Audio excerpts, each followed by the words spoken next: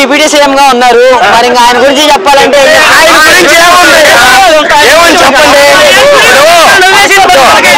లడ్డు గురించి మాట్లాడారు, లడ్డు గురించి తిరుపతిలో మాట్లాడారు. వాళ్ళు హైకోర్టు సుప్రీంకోర్టు వాళ్ళు ప్రూఫ్లు చూపించమన్నారు. చూపించమంటే చంద్రబాబు నాయుడు దగ్గరికి వచ్చాడు.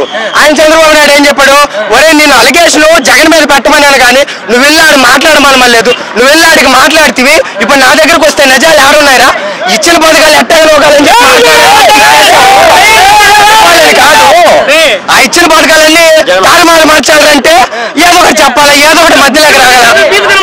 అది తెలంగాణ వెళ్తాడు, నేను 14 రోజులు చేస్తానంటాడు. క్రిస్టియన్స్ దగ్గరికి వెళ్ళాడు, నా వైఫ్ క్రిస్టియన్ అంటాడు. ముస్లిమ్స్ దగ్గరికి వెళ్ళాడు, నేను బీఫ్ తిన్నాను అంటాడు. ఒక్కొక్కరి దగ్గరికి వెళ్ళాడు, చెన్నైలో పుట్టానంటాడు. నువ్వు ఎక్కడ పుట్టావో నీకే కరెక్ట్గా తెలియదు. వాళ్ళ దగ్గరికి వీళ్ళ దగ్గరికి వెళ్తే ఏమొస్తుంది? అంటే మీరు ఎలా అధికారంలోకి వస్తారో మేము చూస్తాం. 2029 ఇప్పుడు చిన్నది 2009లో ప్రజారాజ్యం పార్టీ పెట్టింది.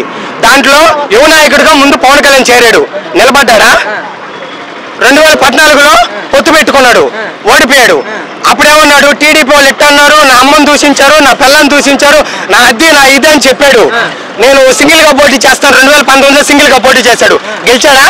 ఇక అతను ఏంటంటే ఇప్పుడు కూడా 2024 నేను గెలవకపోతే నా ఇన్ని 15 సంవత్సరాల రాజకీయం ఎత్తి దాంట్లో పెట్టేయాలా. ఇంక దాంట్లో దేనికి పనికిరాడని తెలిసి అతను ఇక్కడ కూటమిలో పొత్తుతో పెట్టుకున్నాడు కాబట్టి వాళ్ళు దయచేసి 21 సీట్లు ఇస్తే ఇతను గెలిచాడు. ఇతనే 175కు పోటీ చేయాల, 21కి పోటీ చేశాడు. నువ్వు 175కు పోటీ చేసి ఫైనల్ గా ఇప్పుడు నారా లోకేష్, పవన్ కళ్యాణ్ వీళ్ళంతా కూడా అసలు ఒకటే సిద్ధాంతంతో ముందుకు వెళ్తున్నారు. మిమ్మల్ని ఎలా అధికారంలో వస్తారో మేము చూస్తాం, మేమంటే ఏంటో చూపిస్తా ఉంటున్నారు. అలాంటి వాళ్ళకి ఏం చెప్తారు? ఇప్పుడు ఒకటే చెప్తా, ఇన్ని మాటలొద్దు. వాళ్ళు ఎన్ని చెప్పినా ఈ లొల్లి. వాళ్ళు వచ్చిన ఒక సంవత్సరంలో వాళ్ళు మాట్లాడిందంతా ఒకటే, వాళ్ళు సంవత్సరం అంతా స్మరించింది ఒకటే, జగన్ అంతే. వాళ్ళకి చేసింది ఏమీలే. ఇప్పుడు పెన్షన్ పెంచాలన్నారు 1000 రూపాయలు, వాలంటీర్లు తీసిపోయి పెన్షన్ పెంచుతుంది. అక్కడ 5000 ఇవ్వాల్సిన వాలంటీర్కి ఆ 5 మంది కలిపాడు, ముసలికి 5 మంది ఇస్తుంది. ఇక నువ్వేం పెంచావు?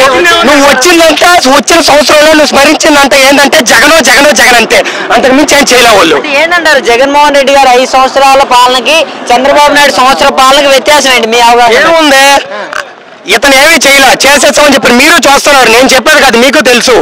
వచ్చిన సంవత్సరంలోనే నేను సూపర్ 6 ఇచ్చేసాను, అడిగేదంటూ ఏమున్నది, అడిగితే నోరు పెట్టి ఆడదేస్తాను అది ఇది అని చెప్తున్నారు. ఇవ్వకపోయినా వాళ్ళకి బొల్లి మాటలు చెప్పుకునేది అలవాటు యువత వాళ్ళకి. అతను జగన్ ఏంటంటే చెప్పిన పని ఎలా చేయలేదని ఇబ్బంది పడతాడు.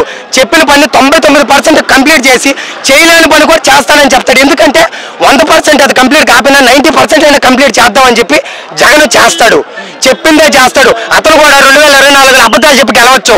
అమ్మ ఒడి నేను 3కి కాదు, అమ్మతో కలుపుకొని 4కి ఇస్తానని చెప్పనొచ్చు.